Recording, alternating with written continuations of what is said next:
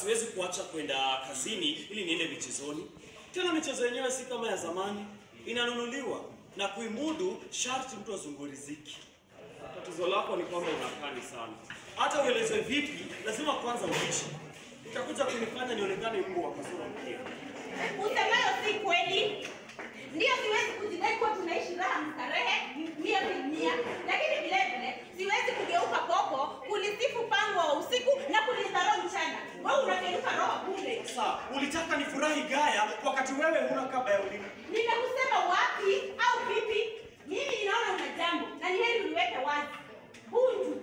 Maneno haya yalianza polepole, lakini ilivyo sasa, mkondo huu ni wa mashaka. Mkondo huo umeuanza wewe mwenyewe. Huna heshima tena. Heshima uliyokuwa nayo ile siku ya kwanza tulipokutana imekuwa ikiingia kutu siku hadi siku. Sasa jembe ndilo hilo. Nimepoteza makali na linalima vibaya.